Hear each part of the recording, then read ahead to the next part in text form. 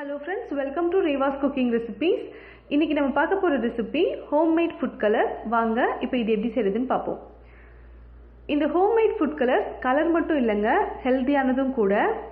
இந்த homemade food colors செய்யறதுக்காக நான் வந்து ரெண்டு வெஜிடபிள்ஸ் எடுத்துக்க போறேன். ஒன்னு வந்து கேரட், இன்னொன்னு வந்து பீட்ரூட். ரெண்டு பீட்ரூட் எடுத்து வச்சிருக்கேன், 3 கேரட் எடுத்து வச்சிருக்கேன். இத நல்லா தோலை சீவிரணும். ஏற்கனவே நான் நல்லா கழுவி எடுத்து வச்சிருந்தேன். இப்போ ஒரு பீலர் உபயோகப்படுத்தி இதோட தோலெல்லாம் சீவி எடுத்துட்டு அதுக்கப்புறமா மறுபடியும் கழுவிட்டு எடுத்து வச்சிருக்கேன். இதே மாதிரியே கேரட்டையும் மேலே இருக்கிற தோலை சீவிட்டு மேல் பாகத்தையும் அடிப்பாகத்தையும் கட் பண்ணி எடுத்துட்டு நான் எடுத்து வச்சிருக்கேன். இப்போ நம்ம இதை துருவணும்.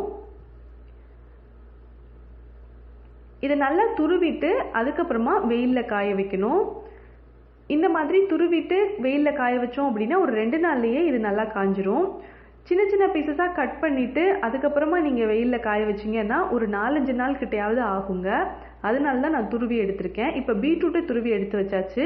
இதே மாதிரியே கேரட்டையும் நல்லா துருவி எடுத்துக்கலாம்.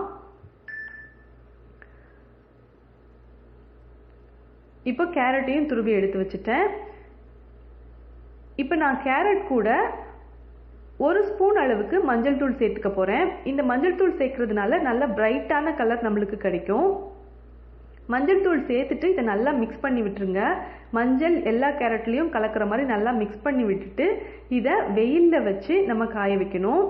2 நாள் கிட்ட ஆகுங்க. 2 நாள் நல்லா காஞ்சதுக்கு அப்புறமா நம்ம எடுத்துக்கலாம். இப்போ இது நல்லா காஞ்சிருச்சு. கையால் எடுத்து நம்ம இதை பிசைஞ்சாலே சூப்பராக நொறுங்கும். இந்த மாதிரி நல்லா காஞ்சதுக்கப்புறம் நம்ம இதை பவுடர் பண்ணணும். இது நல்லா காஞ்சிருந்தாலுமே நாம் இதை ஒரு வாட்டி ட்ரை ரோஸ்ட் பண்ணிக்கலாம். ட்ரை ரோஸ்ட் பண்ணிவிட்டு அதுக்கப்புறமா பவுடர் பண்ணோன்னா இது ரொம்ப நாளைக்கு எந்த ஒரு பூச்சியும் வண்டும் வராமல் இருக்கும். இப்போ இதை நான் ட்ரை ரோஸ்ட் பண்ண போகிறேன். அதுக்காக ஒரு ஃப்ரைங் பேன் வச்சுருக்கேன். ஸ்டவ்வை லோ ஃப்ளேமில் வச்சுருக்கேன். இப்போது ஃபஸ்ட்டு கேரட் துருவலை நம்ம சேர்த்துட்டு இது நல்லா நம்ம ரோஸ்ட் பண்ணிக்கணும். கலர் மாறக்கூடாதுங்க. ஆனால் வந்து இந்த கேரட் துருவல் வந்து நல்லா சூடாகணும். நீங்கள் கையில் எடுத்து பார்த்தாலே தெரியும். நல்லா சூடானதுக்கப்புறம் இதை ஒரு பிளேட்டில் எடுத்து வச்சுட்டு அது நல்லா ஆறணும். இதுக்கு நடுவில் நம்ம ஏற்கனவே காய வச்சுருந்த பீட்ரூட் துருவலையும் சேர்த்து இதையும் ட்ரை ரோஸ்ட் பண்ணிக்கலாம்.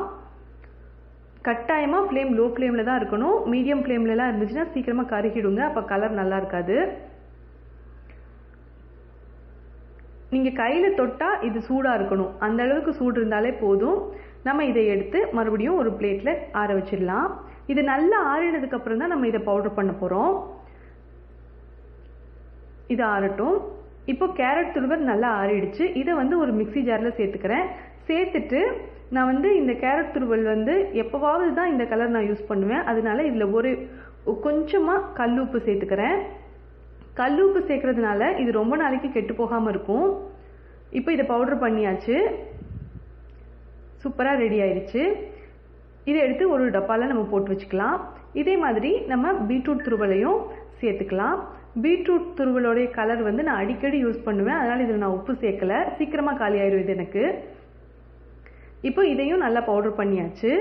இப்போ நான் இதை தண்ணியில் மட்டும் கலந்து காமிக்கிறேன். இதோட கலர் எப்படி இருக்குன்னு நீங்கள் பாருங்கள். ரொம்ப ரொம்ப சூப்பரான ஒரு பிரைட்டான கலராக இது இருக்கும். இது நீங்கள் கேசரிக்கு யூஸ் பண்ணலாம். எல்லாத்துக்குமே நீங்கள் யூஸ் பண்ணிக்கலாங்க. சூப்பராக இருக்கும். ஐசிங்கெல்லாம் நீங்கள் செய்கிறீங்க அப்படின்னா கேக் ஐசிங் செய்கிறதுக்கு இந்த ஃபுட் கலர் யூஸ் பண்ணிங்கன்னா சூப்பராக இருக்குங்க. கலரும் பிரைட்டாக இருக்கும், உடம்புக்கும் நல்லது. அது மாதிரி இதை நீங்கள் சேர்த்து செய்யும்போது பீட்ரூட் ஸ்மெல்லோ அல்லது கேரட் ஸ்மெல்லோ வரவே வராது. ரொம்ப ரொம்ப சூப்பரான ஹெல்தியான ஃபுட் கலர் நம்ம வீட்லேயே ரெடி பண்ணியாச்சு. இந்த ரெசிபி நீங்கள் ட்ரை பண்ணி பாருங்கள். ட்ரை பண்ணி பார்த்துட்டு எப்படி இருந்தது அப்படின்னு உங்களோட கமெண்ட்ஸை மறக்காமல் எனக்கு போஸ்ட் பண்ணுங்கள். தேங்க்ஸ் ஃபார் வாட்சிங்.